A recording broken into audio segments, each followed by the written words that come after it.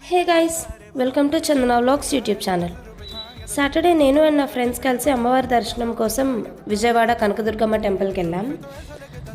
అక్కడ నుంచి 3 to 4 kilometres రేంజ్లో ఉండవల్లి కేవ్స్ అని ఒక గుహాలయం ఉంది. సో అది కూడా ఒకసారి విజిట్ చేద్దామని వెళ్ళాము.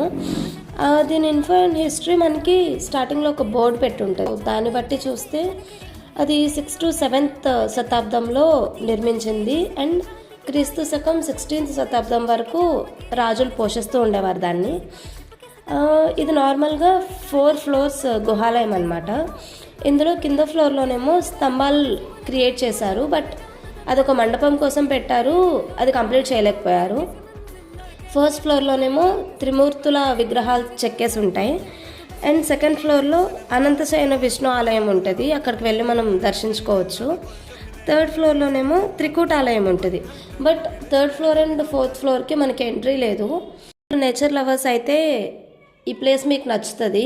సరౌండింగ్స్ మొత్తం మంచి వ్యూ ఉంటుంది అండ్ కింద ఒక పార్క్ లాగా లాన్ కూడా ఉంటుంది చిన్నపిల్లలు ఆడుకోవడం కోసం.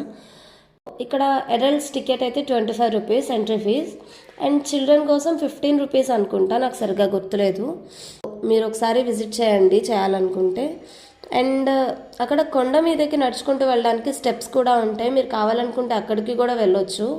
పైనుంచి వ్యూ చాలా బాగుంటుంది. అంతే, ఇంకా తిరిగి అలసిపోయేసరికి బయట సోడా ఉంటే తాగేసి ఇంకా ఇంటికి రిటర్న్ అయిపోయాం. సో ఈ వీడియో మీకు నచ్చితే లైక్ చేయండి అండ్ సబ్స్క్రైబ్ చేయండి. ఇంకో వీడియోతో మళ్ళీ వస్తా, బాయ్.